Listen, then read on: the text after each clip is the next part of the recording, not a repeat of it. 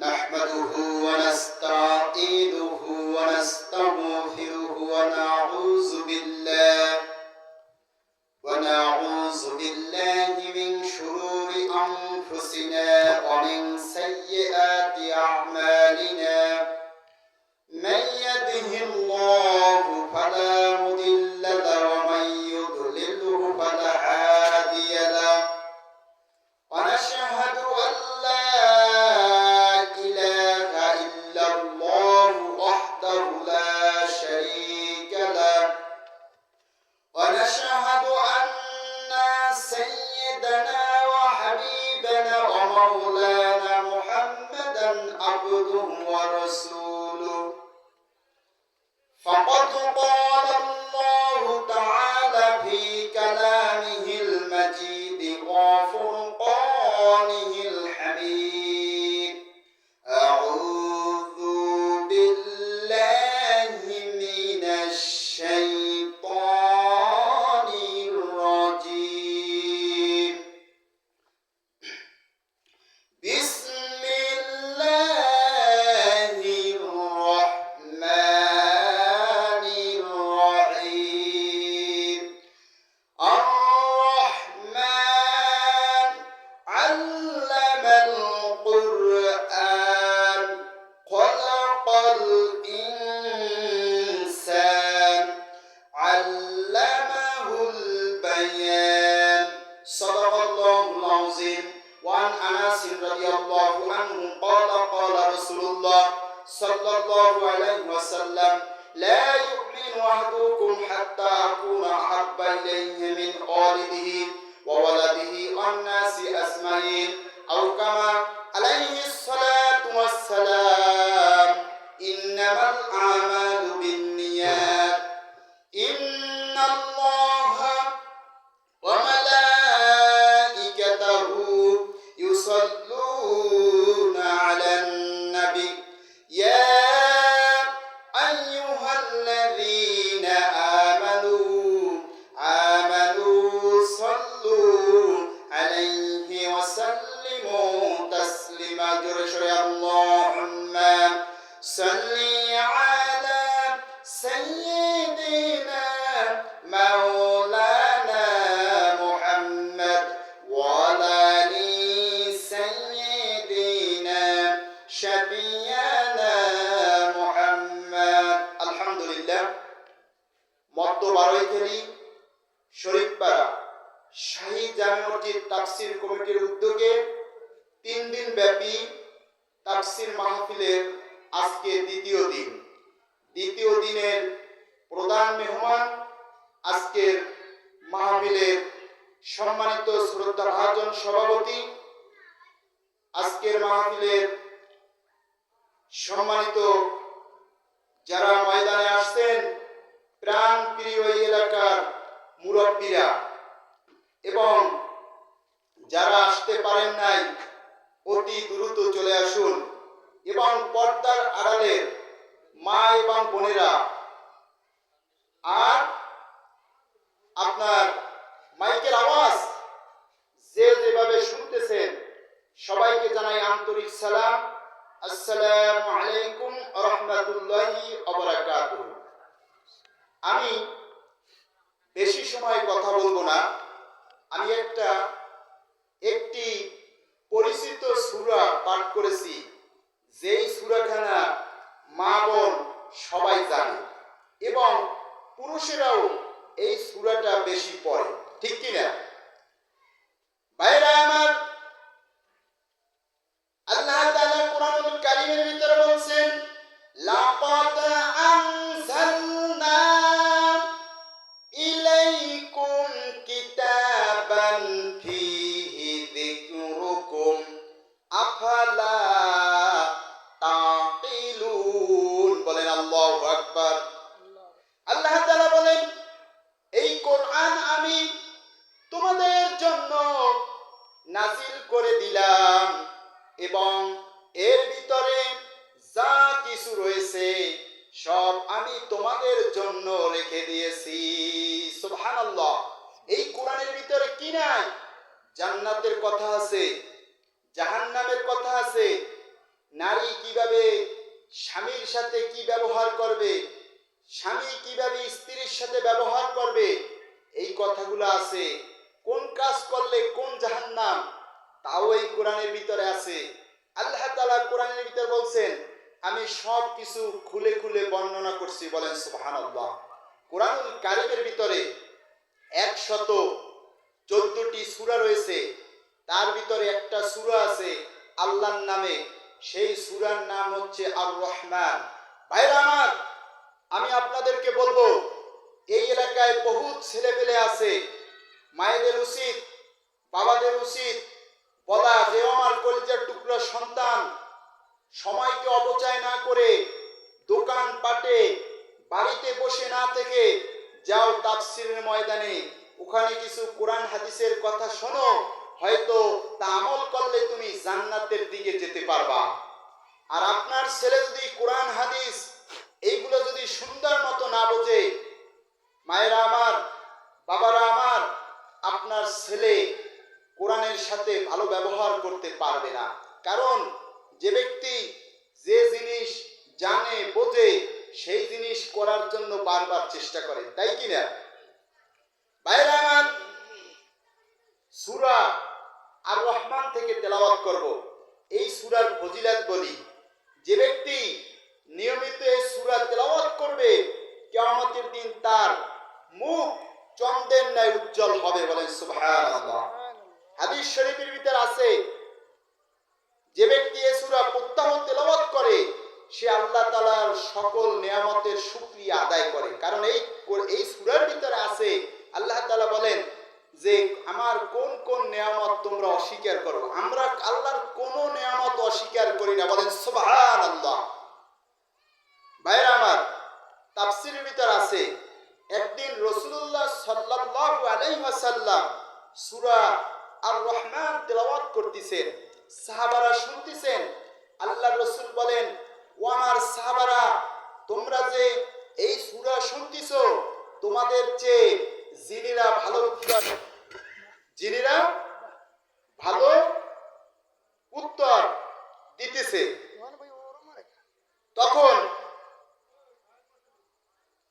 তখন আপনার সাহাবীরা বলছেন, কি শুকরিয়া আদায় করতেছে? বলতেছে সকল নিয়ামতের শুকরিয়া আদায় করতেছে। বলেন সুবহানাল্লাহ। একটু জিকির করেন, লা ইলাহা ইল্লাল্লাহ। জোরে, লা ইলাহা ইল্লাল্লাহু মুহাম্মাদুর রাসূলুল্লাহ সাল্লাল্লাহু আলাইহি সাল্লাম। আমি একটা উদাহরণ দিয়া তাফসীরের ভিতর চলে যাব। ভাইরা আমার, উদাহরণটা হচ্ছে বাংলা একটা উদাহরণ। আপনাদের এই আপনার বাড়ির পাশে অনেক খাল আছে না, নদী আছে না? মানুষ রাত্রে যদি মাছ ধরতে যায়, কি নেয়? লাইট, ব্যাগ, এরপরে অনেকে বলে থল্যা, এরপরে আরো নেয় জাল। কিন্তু নামাজ পড়ুক আর না পড়ুক, তার মনে আশা আছে যে আমি যদি বড় মাছ পাই, এই মাছ দ্বারা ছেলেকে বিক্রি করে বই কিনে দেব, অথবা শ্বশুর বাড়ি মাছ নিয়ে যাব, অথবা এই মাছটা আমি আমার পিতামাতাকে খাওয়াবো, এরকম একটা নিয়ত থাকে না? এরপরে খালে যখন মাছ ধরতে যায়, তখন কম বেশি মাছ পায় না? এই 3 দিন ব্যাপী তাফসীর মাহফিল হচ্ছে একটা মাস। এখানে যারা আসবে, ছোট হোক বড় হোক, যে যেরকম শুনবে সে সেরকম আমল করবে। সবাই তো জাল খাওয়াতে ভালো আধুনিক যুগের ছেলেরা পারে না। ঠিক তেমনি এই মাহফিল যারা শুনবে না, কোরআন হাদিসের কথাগুলো শুনবে না, ওরা সঠিক বুঝ পাবে না। হ্যাঁ, আবার অন্য জায়গায় যদি শোনে সঠিক বুঝ পেতে পারে, কিন্তু এই কোরআনের কথা যত শুনবেন আপনার জন্য লাভ। এই কোরআনের কথা যত আপনি আমি শুনবো, আমার জন্য লাভ। ভাইরা আমার, আমি কি সূরা তেলাওয়াত করছি মনে আছে? বলেন তো। আর রহমান। কি সূরা? আর রহমান। এই আর রহমান সূরায় ৭৮টি আয়াত আছে। কতটি আয়াত? এবং রুকু আছে ৩টা। রুকু আছে কয়টি? 3টি। এই সূরাটি অবতীর্ণ হয়েছে মদিনায়। বলেন সুবহানাল্লাহ। তা মদিনার জীবন হচ্ছে রাসূলের সুখে রহমান শব্দটা কোরআনে আসছে 57 বার। কতবার? 57 বার। রহমান শব্দের অর্থ হচ্ছে দয়া। খেয়াল করে শুনবেন, রহমান শব্দের অর্থ হচ্ছে কি? দয়া, অনুগ্রহ। তাফসীর শব্দের অর্থ হচ্ছে খোলা, ব্যাখ্যা করা, মানুষকে বোঝানো, ভাঙ্গা। ভাইরা আমার, তাহলে রহমান শব্দটার অর্থ কি? দয়া অথবা অনুগ্রহ, অথবা এরপরে আরো অর্থ রয়েছে। তাহলে আল্লাহ কিভাবে দয়া করে শোনেন। আল্লাহ পৃথিবীর বুকে সবার প্রতি দয়া করবে, যারা নামাজ পড়ে অথবা পড়ে না সবার প্রতি দয়া করবে। আল্লাহ তাআলা যে নামাজ পড়ে না ওর ধানেও কি বৃষ্টি দেয়, যে নামাজ পড়ে ওর ধানেও কি বৃষ্টি দেয়, বিধর্মীদের ধানেও বৃষ্টি দেয়, নাস্তিকের ধানেও বৃষ্টি দেয়, যাতে করে কাল কিয়ামতের ময়দানে কেউ না বলতে পারে আল্লাহ দুনিয়ায় শান্তি দেওয়া নাই, আজকে শান্তি দেওয়া লাগবে। এই কথা যাতে কেউ না বলতে পারে। কিয়ামতের ময়দানে আল্লাহ তাআলা বলবেন লিমানিল মুলকুল ইয়াউম, এই রাজত্ব কার? তখন মানুষগুলা বলবে আল্লাহ এই রাজত্ব হচ্ছে একমাত্র আপনার। বলেন সুবহানাল্লাহ। আমি মাঝে মাঝে এই শ্রদ্ধাজান চাচার কথা মাঝে মাঝে মনে পড়ে তার কথা আমার মনে পড়ে মাঝে মাঝে, কারণ এদিক তো বেশি আসা হয় না। যে যত ভালো কাজ করবে তার কথা কিন্তু বেশি মনে পড়ে। আল্লাহর রাসূল সাল্লাল্লাহু আলাইহি ওয়াসাল্লাম বলছেন আনজালান নাসা মানাজিলাহুম, প্রত্যেকটি মানুষের পদমর্যাদা অনুযায়ী সম্মান প্রদর্শন করো। প্রত্যেকটি মানুষকে যখন আপনি সম্মান করবেন আপনারও সম্মান করবে। এই যে আমাদের জিয়া ভাই তাফসীর মাহফিলের জন্য কষ্ট করে বিভিন্ন জায়গায় যায়, খোঁজ খবর রাখে, কিয়ামতের ময়দানে এর তো নেকি পাবে, কিন্তু এজন্য তো ওকে আপনারা অনেক ভালোবাসেন। কেন? ওই খোঁজ খবর রাখে, সবকিছু সাজানো গোছানোর জন্য কাজ করে। যুবকরা যে কাজ করে জিয়া ভাই সহ অনেকে, এইগুলা যুবক মুরব্বীরা দেখে দেখে খুব খুশি হয় যে আমরা যখন মারা যাব এই মসজিদ, এই হেফজখানা, এই তাফসীর মাহফিল এই যুবকরাই কি করবে? হাল ধরবে। ভাইরা আমার, এই রহমান এমন রহমান আপনার আমার জন্য কোরআনুল কারীমের ভিতরে যে সূরাগুলা দান করেছেন, আপনি যেই সূরা তেলাওয়াত করবেন, যেই সূরা পাঠ করবেন, বোঝার কারণে ধীরে ধীরে আপনি জান্নাতের রাস্তা পাবেন। বলেন সুবহানাল্লাহ, বলেন সুবহানাল্লাহ, সুবহানাল্লাহ, সুবহানাল্লাযী আমারে বানাইছে আল্লাহ কবরের আসামি। সুবহানাল্লাহ, সুবহানাল্লাহ। ভাইরা আমার, আরেকটু কথা বলি। রহমান শব্দটা মক্কার যে বড় বড় কাফের ছিল, আবু জাহেল, ওয়ালিদ ইবনে মুগিরা সহ অনেকে বলতো হে মুহাম্মদ এই রহমান আবার কে? যে ইয়ামামার রহমান তিনি না অন্য কেউ? আমরা তো রহমান বলতে তাকেই চিনি। আল্লাহ তাআলা বললেন বিশ্বনবীকে, হে হাবিব আপনি জানাই দেন আমি হলাম এমন রহমান, আমার পরিচয় কোরআনের ভিতরে আছে। আমরা যে আল্লাহকে আল্লাহ নাম ডাকি, আল্লাহর কিন্তু আমরা ছোট সময় শুনেছি 99টি নাম আছে, কিন্তু কোরআন হাদিস গবেষণা করে দেখা গেছে এর চাইতেও আরো বেশি নাম রয়েছে। বলেন সুবহানাল্লাহ। রহমানের পরিচয় শুনেন, আপনি আমি সবাই জানি। সেই তার পরিচয়টা সূরা আপনারা জানেন কুল হুয়াল্লাহ, অর্থাৎ নাম হচ্ছে ইখলাস। ইখলাস সূরার ভিতরে আল্লাহ পরিচয় দিয়েছেন। হে হাবিব যে আপনি বলেন কুল হুয়াল্লাহু আহাদ, আল্লাহ হচ্ছে এক এবং একক। আল্লাহুস সামাদ, তার কেউ মুখাপেক্ষী নাই। আল্লাহুস সামাদ লাম ইয়ালিদ ওয়া লাম ইউলাদ ওয়া লাম ইয়াকুল লাহু কুফুয়ান আহাদ। আল্লাহ কাউকে জন্ম দেয় নাই এবং তিনি জন্মগ্রহণ করে নাই এবং তার সমকক্ষ কেউ নাই। বলেন সুবহানাল্লাহ। এই সূরা ইখলাসের একটু আলোচনা শোনাই, খুব মজা লাগবে। আলোচনাটা হলো আল্লাহর রাসূল বলছেন, কেউ যদি একজন সাহাবী গিয়ে বলছে ইয়া রাসূলুল্লাহ আমি সূরা ইখলাস পড়তে ভালোবাসি, বিশ্বনবী বলেন তোমাকে এই ভালোবাসাই বেহেশতে প্রবেশ করাবে। বলেন সুবহানাল্লাহ। এজন্য সময়কে নষ্ট করবেন না, সময়কে অপচয় করবেন না। আপনি কোরআনের যে সূরা পারেন দৈনিক ফজরের নামাজের পড়ার পরে অথবা কাজের ফাঁকে ফাঁকে ঘুমানোর সময় সেই সূরাগুলা বেশি বেশি তেলাওয়াত করবেন। বলেন মারহাবা। আল্লাহ রাসূল আরো বলছেন, যে ব্যক্তি সূরা ইখলাস 10 বার পাঠ করবে তার জন্য বেহেশতে একখানা ঘর তৈরি হবে। বলেন সুবহানাল্লাহ। আল্লাহ রাসূল আরো হাদিসের ভিতর বলছেন, ইখলাস মানে আগেই বলেছি কি বলেন তো, কুল হুয়াল্লাহ নামে আমরা যে সূরা জানি এবং চিনি। আল্লাহ রাসূল বলছেন, যে ব্যক্তি সূরা ইখলাস একবার পাঠ করবে 10 পারা কোরআনের সওয়াব পায়। বলেন সুবহানাল্লাহ। ভাইরা আমার, তাহলে 3 বার পাঠ করলে 1 খতম কোরআনের সওয়াব হবে। তাহলে আপনি কেন করবেন না? অবশ্যই আপনি আমি যেন পড়তে পারি, সবাই বলেন আমিন। ভাইরা আমার, আমি মাগরিবের আগে এই পথ থেকে যখন আসতেছি দেখতেছি অনেক যুবক ছেলে ফুটবল খেলতেছে। ফুটবল খেলতে গিয়া যদি ওরা 500 বার বলে গোল, কোনো সওয়াব হবে না, কোনো সওয়াব হবে না। গোল বলতে বলতে কাঁসাও যদি খুলে ফেলে কোনো নেকি হবে না। আর একবার যদি সুবহানাল্লাহ অথবা আলহামদুলিল্লাহ অথবা আল্লাহু আকবার পাঠ করে তার জন্য বেহেশতে ফল গাছ লাগানো হয়। বলেন সুবহানাল্লাহ। অতএব এই নেকি তারা বুঝতে পারে নাই। তারা ফুটবল শট মারলে, লাথি মারলে যে একটু নগদ মজা পাইছে, ওই জিনিসটা ওদের দিলে বুঝ আসছে, কিন্তু নেকির বুঝ আসে নাই। এখন যদি একটা ছেলে মারা যায়, তার বয়স মনে করেন 18, তখন আমরা সবাই, আমার আর যদি আত্মীয় হয়, আমি ওই সময় জানাজার সময় বলবো, ভাইরা আমার, সবাই আমার এই ভাইয়ের জন্য দোয়া করবেন, ও খুব যুবক বয়সে মারা গেছে, কিন্তু ও তো নামাজ পড়ে নাই। কি পড়ে নাই? নামাজ পড়ে নাই।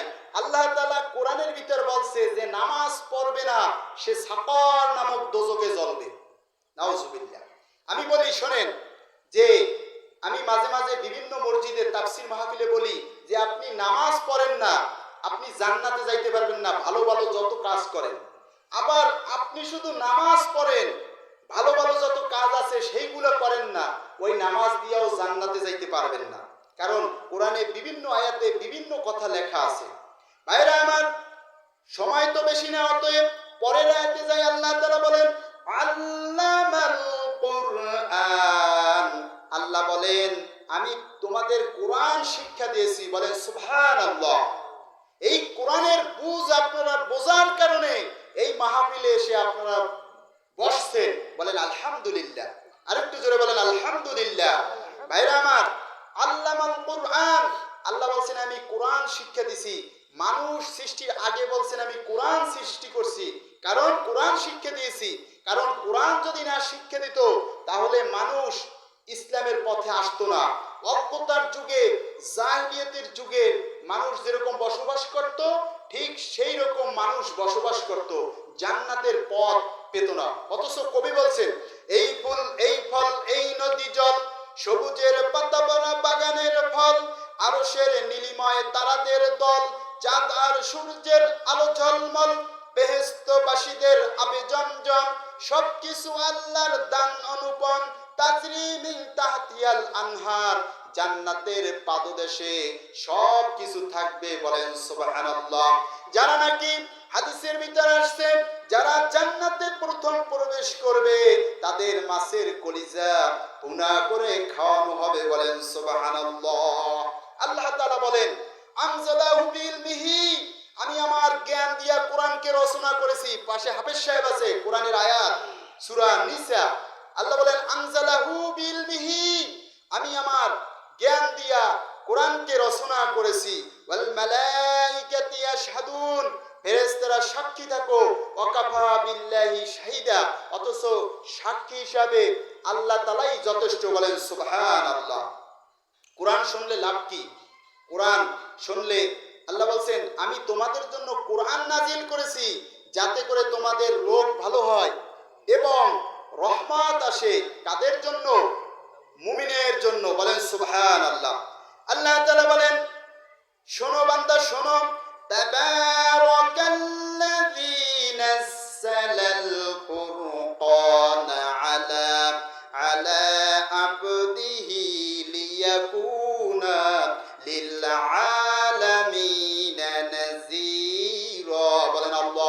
আকবার। এই যে কোরআনের আয়াত শুনলেন, এক একটা হরফে 10 নেকি হলো, বলেন সুবহানাল্লাহ। আল্লাহ তাআলা বলেন, আমি আমার বান্দার প্রতি ফুরকান নাজির করেছি। মানে এই যে কোরআন, আমরা জানি কোরআনের অনেক নাম আছে। এক নাম ফুরকান, এক নাম বায়ান, এরকম আল্লামা জালালউদ্দিন সুয়ুতী রহমাতুল্লাহ বলছেন কোরআনের প্রায় 55টি নাম আছে। অন্যান্য মুফাসসিররা বলছেন যে কোরআনের এর চাইতেও আরো বেশি নাম রয়েছে। ভাইরা আমার, অতএব এই ফুরকান নাজিল করছে কার প্রতি? বিশ্ব নবীর প্রতি। আল্লাহ তাআলা কোরআনে লেখা আছে, আসমানকে বললেন, হে আসমান, এই কোরআনের ভার আমি তোমাকে দিতে চাই। কোরআন কি ওজন 5 কেজি 10 কেজি? না। যারা হাফেজ কোরআন মুখস্থ করেছে, আজ পর্যন্ত কোনো হাফেজ বলে নাই যে কোরআনের ভারে আমি হাঁটতে পারি না, আমি আর মসজিদে থাকবো না। এমন কথা জীবনে আজ পর্যন্ত শুনি নাই। ইলা ইয়াউমিল কিয়ামা, কিয়ামত পর্যন্ত কোনো আলেম ওলামা, কোনো নারী পুরুষ বলবে না যে কোরআনের ওজন আছে। অথচ আল্লাহ বলছেন, আমি আসমানকে বললাম, আসমান, এই কোরআনের ভার আমি তোমাকে দিতে চাই। আসমান বললেন, না আল্লাহ, এর ভার আমি নিতে পারবো না। আল্লাহ জাবালকে বললেন, পাহাড়কে বললেন, হে পাহাড়, এই কোরআনের তোমার উপরে আমি রাখতে চাই। জাবাল, পাহাড় বললেন, আল্লাহ, এর ভার আমি গ্রহণ করতে পারবো না। আল্লাহ জমিনকে বললেন, হে জমিন, এই কোরআনের ভার আমি তোমাকে দিতে চাই। বলছেন, না, এর ভার আমি গ্রহণ করতে পারবো না।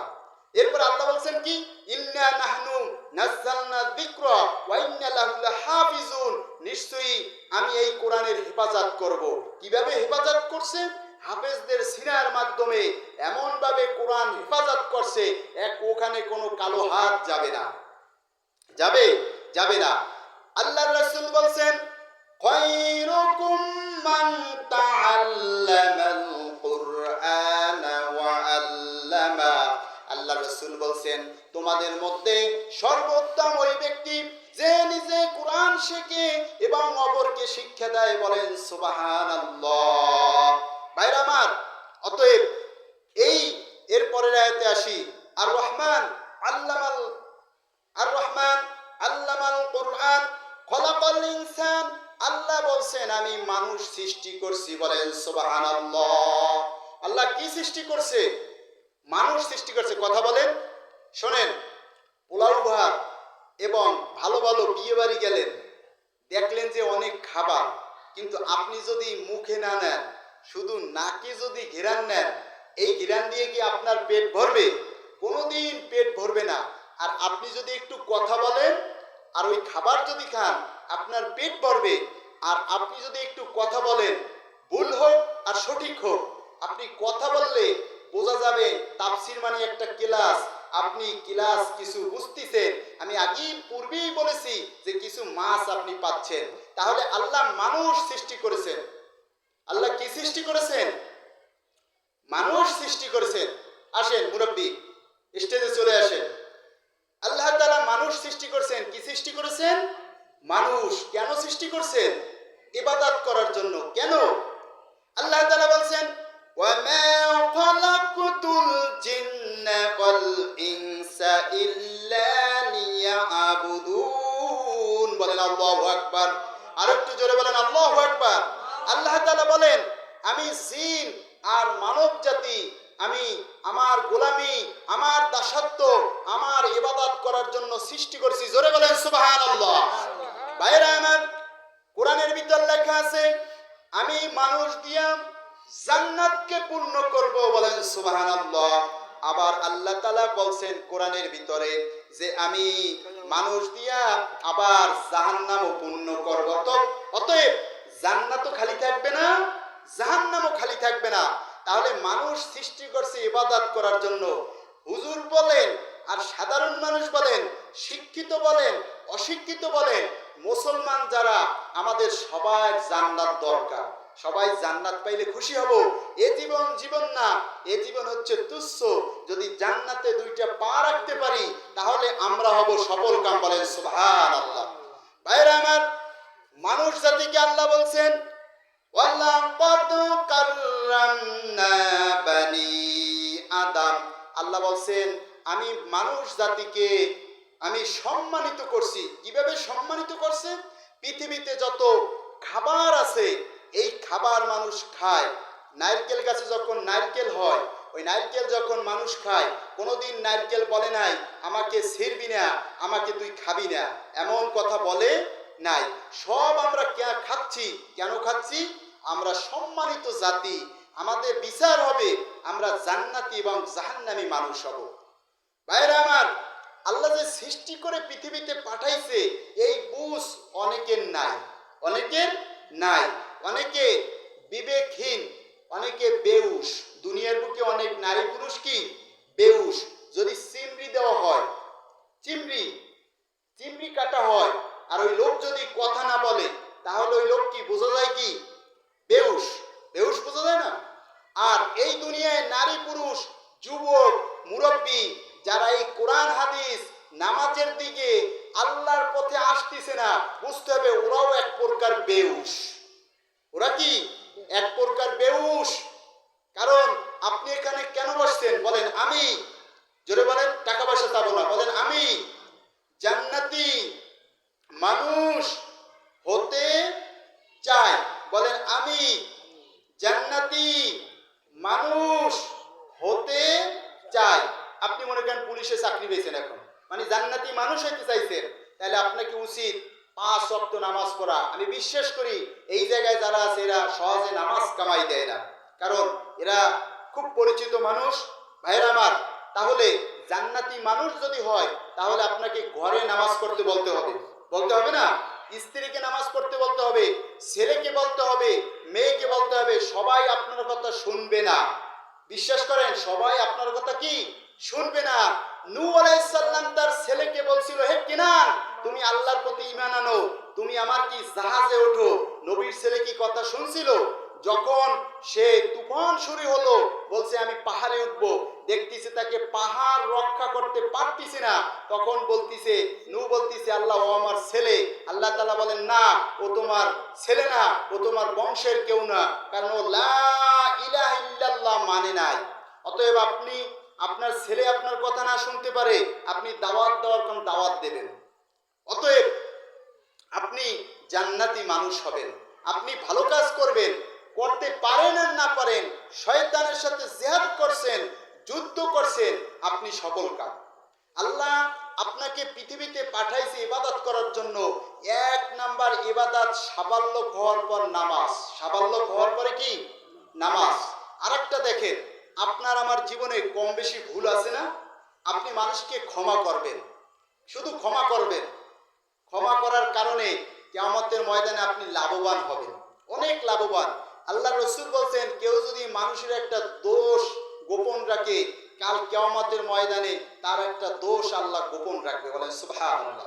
আল্লাহ রাসূল বলছেন, দুনিয়ায় যদি কেউ কাউকে একটা কাপড় পরায়, আল্লাহ কাল কিয়ামতের ময়দানে তার একটা কাপড় পরাবার ব্যবস্থা করবে। এই সমাজে এমন লোক আছে, মুরব্বী, সেরা কাপড় পরে, নিজে লুঙ্গি পরে, অথচ সে অন্য মানুষকে একটা কাপড় পরার ব্যবস্থা করে দেয়। এরকম মানুষ সমাজে আছে, ভালো মানুষও আছে। ভাইরা আমার, আল্লাহ সৃষ্টি করছে ইবাদত করার জন্য, তাহলে 1 নাম্বার ইবাদত হবে নামাজ। কিন্তু সেই মসজিদে আজান দেওয়া হয়, কিন্তু মসজিদে সবাই তো আসে না, কারণ আরো কি বলে, লম্বা লম্বা কথা বলে। ভাইরা আমার, মাথার চুল পেকে সাদা হয়ে গেল, শরীরের চামড়া ঢিলা ঢালা হলো, নাতির বয়সী ছেলে সে বলে, দাদু আজান হয়েছে মসজিদে চলো। কয় যাও যাও যাও, তুমি তোমার নামাজ পড়ো। সমাজে যারা নামাজ পড়ে তারা কত ভালো আমি জানি, আর নামাজ কখন পড়া লাগবে তাও আমি জানি। এ হচ্ছে পুরো শয়তান, নিজে তো নামাজ পড়লো না, আরো নামাজীদের সমালোচনা করলো।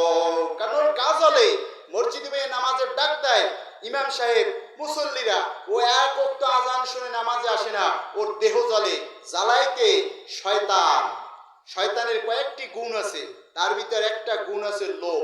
তার ভিতর একটা গুণ কি? লোভ। ভাইরা আমার, যারা নামাজ পড়বে না, আমি আগেই বলেছি তারা কোথায় জ্বলবে, মনে আছে?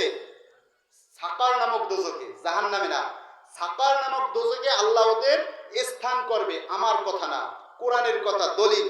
সূরার নাম হচ্ছে সূরা মুদ্দাসসির। সূরার নাম কি? সূরা মুদ্দাসসির।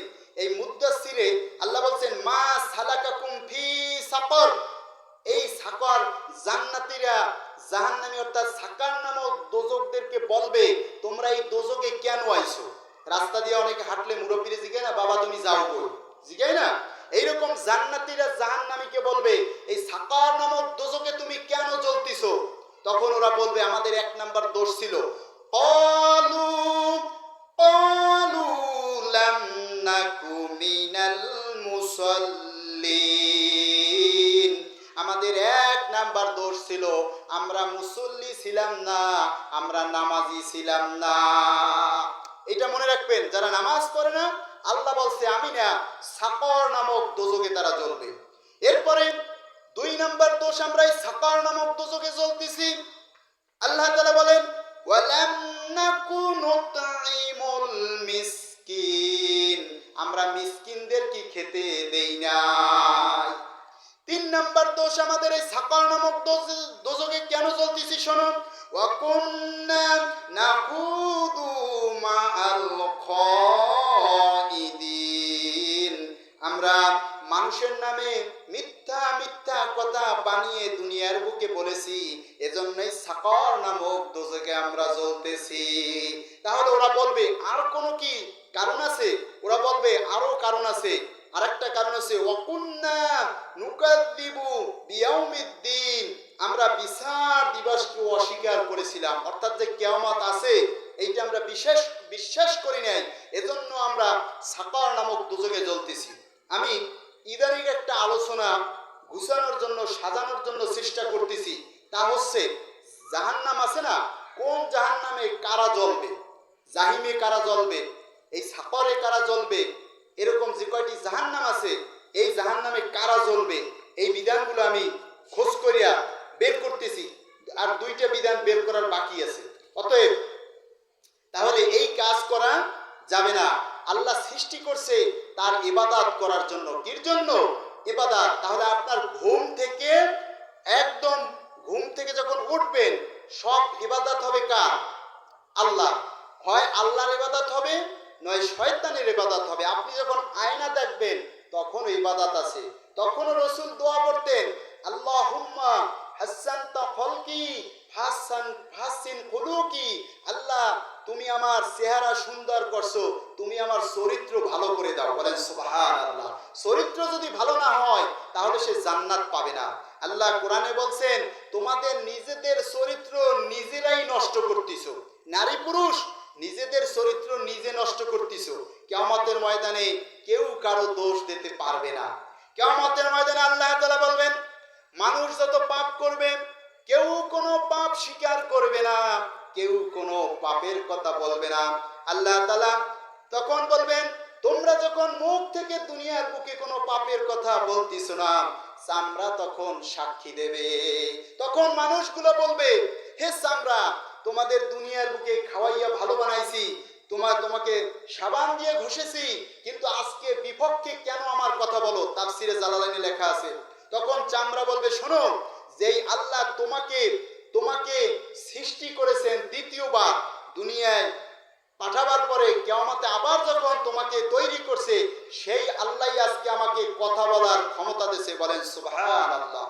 সূরা ইয়াসিনের 65 নম্বরে আরেকটা আয়াতে বলছেন মানুষ পৃথিবীতে যে যা কিছু করছে স্বীকার পাবে না, পাবে না। প্রয়োজন হলে মুত পরা আনবে ওজার কাছ থেকে, বাঁচার জন্য চুরি করছে, বাঁচতে হবে। প্রয়োজনে প্রস্রাব আনবে পড়িয়া, কিন্তু স্বীকার পায় না। দুনিয়ার বুকে পায় না, অতএব কিয়ামতেও পাবে না। তখন আল্লাহ তাআলা সূরা ইয়াসিনে যেই কথাটা আল্লাহ বলছেন, তখন আল্লাহ বলবেন আল-ইয়াউমা নাকতিমু আলা আফওয়াহিহিম ওয়া তুকাল্লিমুনা আইদিহিম ওয়া তাশহাদু আরজুলুহুম বিমা কানু ইয়াকসিবুন। আল্লাহ বলবেন কিয়ামত তোমাদের মুখে বোবা বানাই দিলাম, তোমাদের হাত কথা বলবে, পা সাক্ষী দেবে তোমরা পৃথিবীতে যে যা কিছু করেছো। আল্লাহ তুমি আমাদের বিনা হিসাবে জান্নাতে যাওয়ার তৌফিক দান করুক। সবাই বলেন আমিন। আমি গবেষণা করে দেখেছি একটা হাদিস, যে এই হাদিসের আলোকে যদি আল্লাহ জান্নাত দেয় তাহলে আপনি আমি সবাই জান্নাতে খুব সহজে যাইতে পারবো। বলেন সুবহানাল্লাহ। সে হাদিসটা কি বলবো? খুব সহজে জান্নাতে যাইতে পারবো। তাছাড়া আমি মনে করি জান্নাতে যাওয়ার কোনো রাস্তা আমি খুঁজে পাই না। কারণ আল্লাহ কোরআনে বলছে, হে বান্দা, হে বান্দি, সূরা ফাতিহায় হুজুর দৈনিক 32 বার পড়ে। একটা নারী পুরুষের প্রতি কমপক্ষে যদি নামাজ নাও পড়ে, তার প্রতি দৈনিক 32 বার নামাজ পড়তে হয়। 32 রাকাত, 32 রাকাত। আপনি যোগ করে মিলেই দেখবেন যে নামাজ দৈনিক পড়েন কত রাকাত হয়। আর এই নামাজে বলেন, ইহদিনাস সিরাতাল মুস্তাকিম, আল্লাহ তুমি আমাকে সরল পথ দেখাও। নামাজে বলেন, কিন্তু নামাজ পড়ে বের হইয়া সুদে টাকা লাগায়, ওরা কি সরল পথ? অথচ 5 ওয়াক্ত সিজদা দেয়। এমন লোক এই এলাকায় নাই, বাগেরহাটে আছে, সুদের গডফাদার। এই এলাকায় নাই মনে হয়। ভাইরা আমার, সেই সুন্দর হাদিসখানা বলি, খেয়াল করে শুনবেন। এই হাদিসখানা খুব আমার কাছে খুব ভালো লাগে। 3 জন ব্যক্তি, কয়জন ব্যক্তি? 3 জন ব্যক্তি পাহাড়ের রাস্তা দিয়ে যাচ্ছে। প্রতিমধ্যে বৃষ্টি হচ্ছে, আকাশে মেঘ শুরু হয়েছে। এরপরে ওই 3 জন ব্যক্তি পাহাড়ের ভিতর, গর্তের ভিতর প্রবেশ করলো। প্রবেশ করার পরে দেখতেছে কিছু সময় পর বৃষ্টি থেমে গেল, ওই আকাশের গর্জন থেমে গেল। এরপরে বলতিছে, শোনো, আমাদের এই প্রবেশ পথে একটা পাথর পড়ছে, অতএব দরজা বন্ধ হয়ে গেছে। এখন কার কি আমল আছে, এই আমল দ্বারা আল্লাহকে ডাকো। বলেন সুবহানাল্লাহ। প্রথম ব্যক্তি বলতিছে, আল্লাহ, আমার পিতামাতা ছিল জীবিত, আমি দৈনিক দুধ দহন করে, মহিষ হোক, গরু হোক, ভেড়া হোক, দুধ দহন করে আমি আমার পিতামাতাকে খেতে দিতাম। কিন্তু ঘটনাক্রমে এগুলা বহুত দূরে চলে গেল। দৈনিক যেরকম দুধ দহন করতাম, দুধ দহন করার পরে বাড়িতে এসে আমি দেখতে পাইলাম যে আমার পিতামাতা ঘুমতেছে, কিন্তু আমার ছেলে মেয়ে দুধ খাওয়ার জন্য পায়ের কাছে কান্নাকাটি করেছে। আমি ওদেরকে একটু দুধও দেই নাই, কারণ আমি পিতামাতাকে খেতে দিতে পারি নাই। তুমি হাদিসে বলছো যে পিতামাতার সন্তুষ্টির ভিতরে আল্লাহর সন্তুষ্টি নিহত। আর পিতামাতা যদি বেজার হয়, আল্লাহ বেজার। আল্লাহ, আপনি যদি বোঝেন এই কাজটা শুধু আপনাকে সন্তুষ্টির জন্য করেছি, পাথরটা একটু সরাই দেন। সাথে সাথে পাথর একটু সরে গেল। এরপরে বলতেছে, শোনো, তোমাদের কার কি আমল আছে, আমল দ্বারা আল্লাহকে ডাকো। দ্বিতীয় ব্যক্তি বলতেছে, আল্লাহ, আমার একটি চাচাতো বোন ছিল, তার লজ্জাস্থান আমি ভোগ করতে চাইলাম।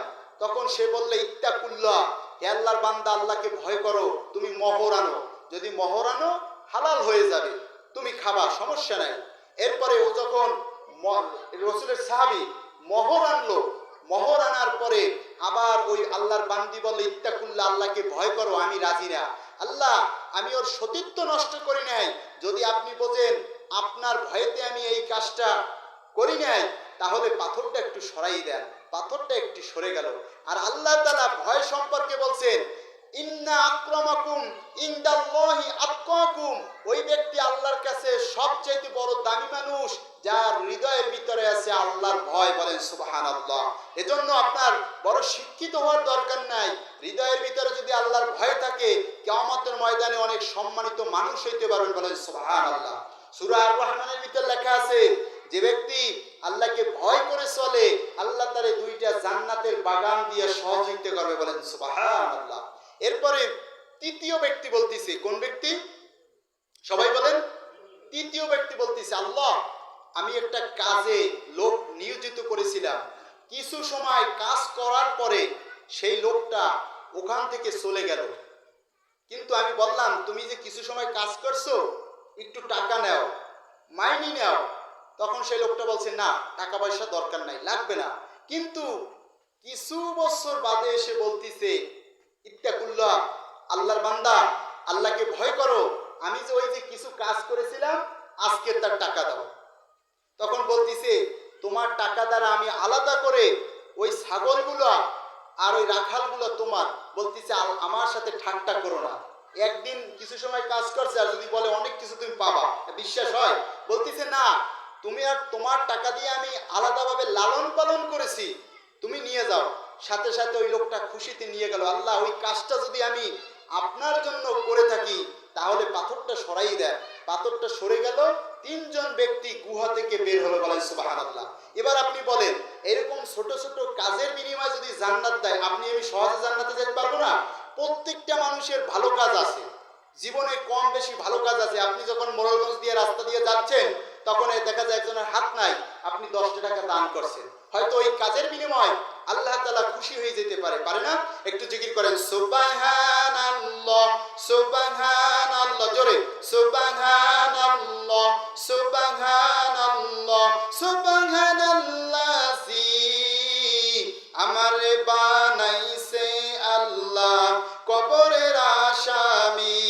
সুবহানাল্লাহ, জোরে সুবহানাল্লাহ, সুবহানাল্লাহ, সুবহানাল্লাহ, জোরে সুবহানাল্লাহ, সুবহানাল্লাযী আমারে বানাইছে আল্লাহ তিন বেদনের আসামি, আমারে বানাইছে আল্লাহ হাসরের আসামি, আমারে বানাইছে আল্লাহ মিজানের আসামি। সুবহানাল্লাহ, সুবহানাল্লাহ, জোরে সুবহানাল্লাহ, সুবহানাল্লাহ, সুবহানাল্লাযী সুবহানাল্লাহ, সুবহানাল্লাহ, আলহামদুলিল্লাহ, লা ইলাহা ইল্লাল্লাহ। এবার একটু মজার কথা বলি, তা হচ্ছে আল্লাহ রাসূল বলছেন, কেউ যদি সুবহানাল্লাহ বলে, কেউ যদি আলহামদুলিল্লাহ বলে, কেউ যদি আল্লাহু আকবার বলে, তাহলে ওই সাহাবীদেরকে বলছে, আমাকে আপনাকে না, আপনি আমি যদি আমল করি তাহলে নেকি পাবো। অনেক মুরব্বীরা আছে জিকির করতে ভালোবাসে, বলেন মারহাবা। বলছে ওই আসমান এবং জমিনের ভিতরে যত ফাঁকা জায়গা আছে সব নেকিতে পরিপূর্ণ হবে। কেউ যদি সুবহানাল্লাহ, আলহামদুলিল্লাহ, আল্লাহু আকবার জিকির করে, তাহলে আমরা কম বেশি দৈনিক 2 মিনিট হোক 3 মিনিট হোক জিকির করতে পারবো না? কিভাবে জিকির করব?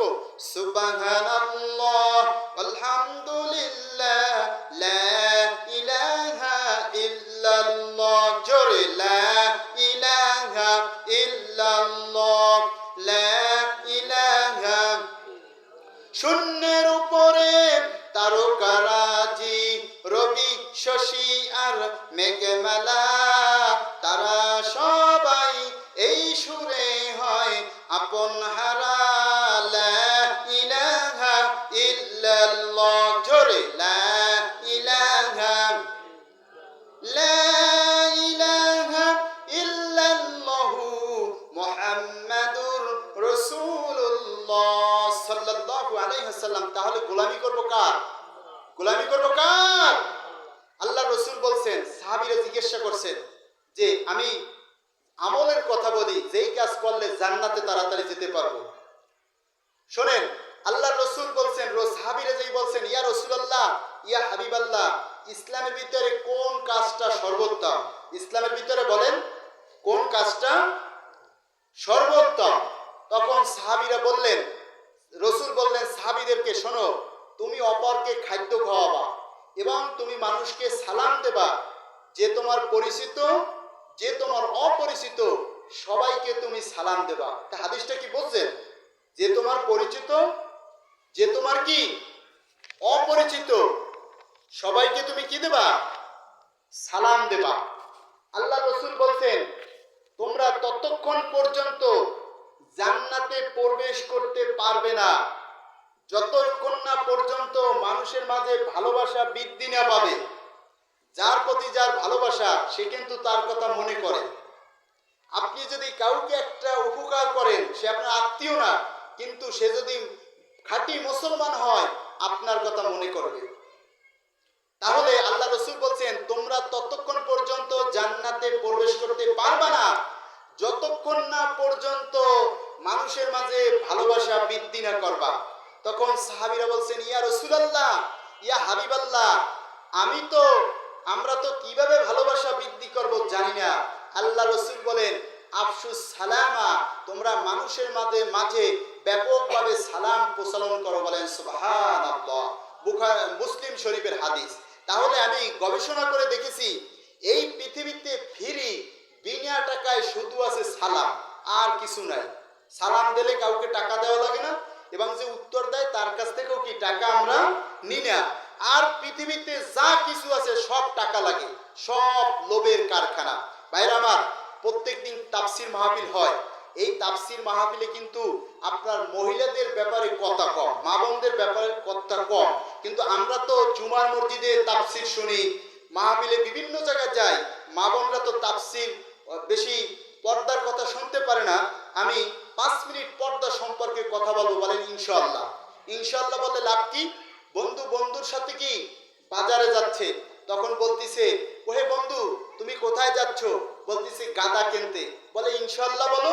বলে ইনশাআল্লাহ বলে লাভ কি? বলে ইনশাআল্লাহ বললে বরকত হয়। বলতিছে বাজারে টাকা আছে, পকেটে টাকা আছে, বাজারে গাদা আছে, ইনশাআল্লাহ বলবো কেন? আমার টাকা আছে না। এবার বন্ধু বাজারে গাদা কেনার জন্য চলে গেল। যাওয়ার পরে গাদা ঠিক করলো, করার পরে দেখতেছে টাকা নাই, মানে পকেট মার টাকা নিয়ে গেল। এখন এবার খালি হাতে এবার চলে আসতেছে। বন্ধু বলতেছে, হে বন্ধু তোমার গাদা কোথায়? বলতেছে ইনশাআল্লাহ টাকা সরে নিয়ে গেছে। এখন কি ইনশাআল্লাহ বললে কোনো বরকত হবে? হবে না। যখন আপনার টাকা আছে, যখন আপনার বয়স আছে, আপনাকে ইনশাআল্লাহ বলতে হবে ইবাদতের জন্য। তাহলে এবার মা বোনদের সম্পর্কে একটু পর্দার কথা বলি। পর্দা সম্পর্কে আল্লাহ তাআলা বলছেন পবিত্র কোরআনুল কারীমের ভিতরে, গল্প না, আল্লাহ তাআলা বলেন ওয়াকারনা ফি বুয়ুতিকুন্না ওয়ালা তাবাররাজনা তাবাররুজাল জাহিলিয়াতিল উলা। বলেন আল্লাহু আকবার।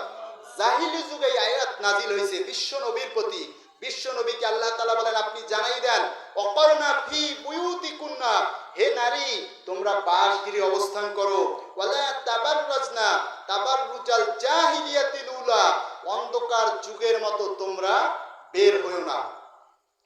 কারণ দায়ুস কখনো আল্লাহ রাসূল বলছে জান্নাতে যাবে না। এখন কারো মেয়ে যদি দায়ুস থাকে তাকে তো ফিরেইতে হবে। আপনি বাবা, একবার দুইবার হইলেও তো বলতে হবে যে মা তুমি পর্দা করো, স্ত্রীকে বলতে হবে পর্দা করো। জাহিলি যুগে নারীদের 3টে কাজে ব্যবহার করা হতো। আজও পৃথিবীতে নারীদের এরকম 3টে কাজে বেশি ব্যবহার করা হয়। জাহিলি যুগে নারীদের ভোগের সামগ্রী, ব্যাখ্যা দেওয়ার সময় নেই, ভোগের সামগ্রী হিসেবে ব্যবহার করত। আর একটা হচ্ছে পণ্য দ্রব্য হিসেবে ব্যবহার করত, আর একটা হচ্ছে দাস দাসী হিসেবে ব্যবহার করত। আজও মেয়েদেরকে পণ্য দ্রব্য হিসেবে ব্যবহার করা হয়। কিভাবে? আপনি সানাসুর কিনবেন, ওর উপরে মহিলাদের ছবি। আপনি শ্যাম্পু কিনবেন, ওর উপরে মহিলাদের ছবি। আপনি জামা কিনবেন, প্যাকেটের উপর মহিলাদের ছবি। তাহলে আজও নারীদের পণ্য দ্রব্য হিসেবে ব্যবহার করা হয় না? হয়। ভাইরা আমার, নারী মা বোন আপনাকে অবশ্যই জানতে হবে পর্দা কাকে বলে। মা আপনাকে অবশ্যই জানতে হবে স্বামীর খেদমত কাকে বলে। পুরুষদেরকে জানতে হবে স্ত্রীর খেদমত কিভাবে করতে হবে। আবার শাশুড়িদেরকে জানতে হবে পুত্রবধূর অধিকারগুলো কি কি। আবার বৌমাদেরকে জানতে হবে শাশুড়ির অধিকারগুলো কি কি। এইগুলো যদি নারীরা জানে, পুরুষরা জানে, তাহলে প্রত্যেক ঘরে শান্তি বসে যাবে। অনেক ঘরে যুদ্ধ, আগুন জ্বলে, কারণ কার কি অধিকার সে জানে না। সে জানে শুধু ছবি, জানে নাটক, জানে সিরিয়াল, কিন্তু কোরআন হাদিসের কথাগুলো সঠিক জানে না। আল্লাহ রাসূল বলছেন যে বাল্লিকু আন্নী ওয়ালাউ আয়া, একটা বাক্য বললে তা মানুষের মাঝে পৌঁছে দাও। শিক্ষা, কবি বলছেন শিক্ষা ধর্ম ও অলংকার, ইহা করে মানুষের মহত্ব বিস্তার। এই দম কেউ কেড়ে নিতে নাই পারে, যতই মানুষকে দান করবা ততই যাবে বেড়ে। বলেন সুবহানাল্লাহ। যত আপনি যা জানেন মানুষকে জানাবেন, আপনার কমবে না। ভাইরা আমার, নারী যদি 4টা কাজ করে তাহলে জান্নাতে চলে যেতে পারবে। আল মারআতু ইযা সাল্লাত খামসাহা, নারী যদি 5 ওয়াক্ত নামাজ পড়ে, ও সাল্লাত ও সামাত শাহরাহা, এবং রমজানে রোজা রাখে, ওয়া সানাত ফারজাহা, লজ্জা স্থানের হেফাজত করে, ওয়া তাআত বালাহা, আর স্বামীর যদি আনুগত্য করে তাহলে সে জান্নাতে চলে যেতে পারবে। মা যেন মোর, বলেন মা যেন মোর খাঁটি সোনা, মা যেন মোর খাঁটি সোনা, নীল আকাশ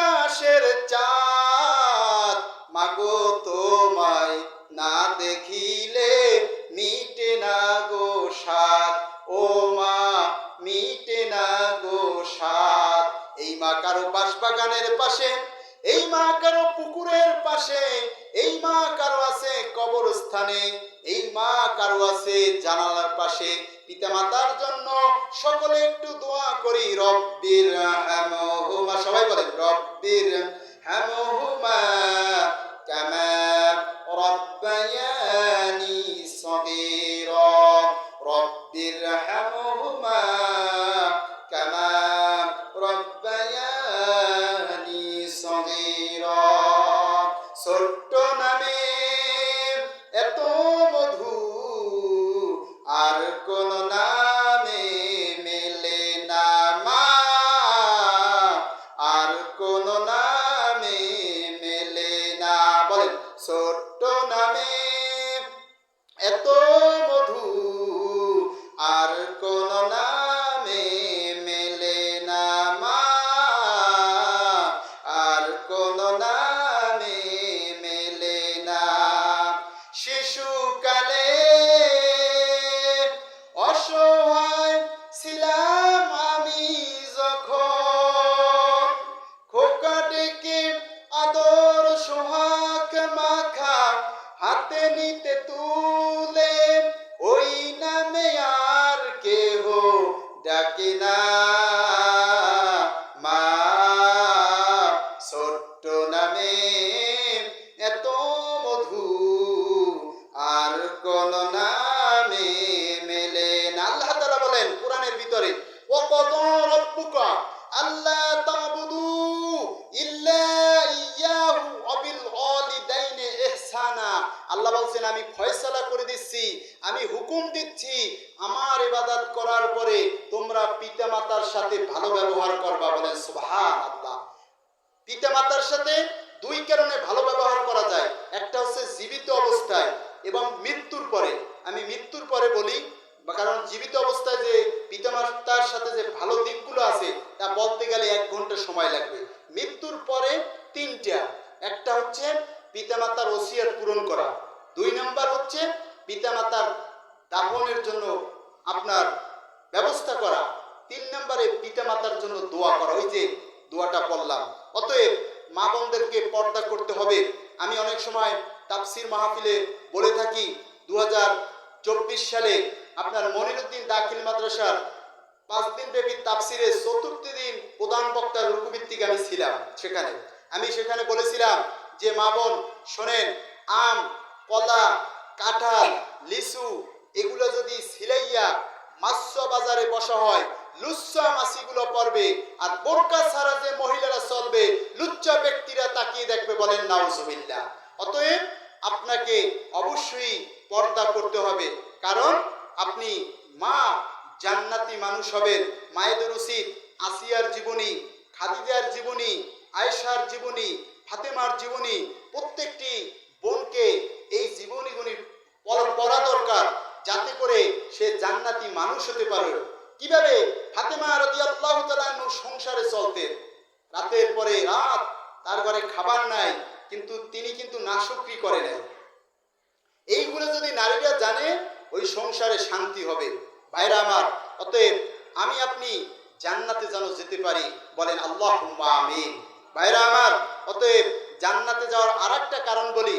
আল্লাহ তাআলা বলছেন কুনতুম খায়রা উম্মাহ, তোমরা সর্বশ্রেষ্ঠ জাতি, উখরিজাত লিন-নাস তা'মুরুনা বিল মারুফ ওয়া তানহাউনা আনিল মুনকার। তোমাদের পৃথিবীতে পাঠাইছি সৎ কাজ করবা আর অসৎ কাজে বাধা দেবা। এই যে আপনারা যে এই যে তাফসির মাহফিল শোনার জন্য এবং তাফসির কমিটি যে সকল শ্রদ্ধাভাজন সম্মানিত মুরব্বীরা আয়োজন করেছেন, এগুলো জান্নাতি কাজ। বলেন আলহামদুলিল্লাহ। ভাইরা আমার, জান্নাতি কাজ করে তারা, জান্নাতি মানুষ যারা। অতএব জান্নাতি কাজ করতে হবে। আল্লাহ তাআলা কোরআনে বলছেন, হে ঈমানদারগণ, আল্লাহকে ভয় করো, ভয় করার মতন ভয় করো, আর মুসলমান না হয়ে কবরে আসবা না। এই কথা কে বলছেন? আল্লাহ বলছেন। তাহলে এখন আল্লাহ, আপনি আমি মুসলমানের ঘরে জন্মগ্রহণ করছি মনে করেন, তাহলে কি এখন আবার প্রশ্ন থাকতে পারে, আমি কিভাবে মুসলমান হব? আমি আপনি মুসলমান হতে পারি না। অতএব 8টায় নামাজ, তো যদি অনেক সময় বসে থেকে 2-3 মিনিট বলি ছেড়ে দেবো, আজান দিক সমস্যা নাই, নামাজ তো পড়ে না। ভাইরা আমার শোনেন, জান্নাতি মানুষ হতে হবে। তাহলে জান্নাতি মানুষ হতে গেলে জান্নাতি কাজ করতে হবে। অতএব আপনাকে আল্লাহ বলছেন মুসলমান ছাড়া তোমরা কবরে আসবা না। তাহলে মুসলমান কাকে বলে? যে ব্যক্তি 5 ওয়াক্ত নামাজ পড়ে, বলেন সুবহানাল্লাহ। মুসলমান কাকে বলে? যে ব্যক্তি 30টি তারাবির নামাজ পড়ে। মুসলমান কাকে বলে? যে ব্যক্তি 30টি রোজা রাখে।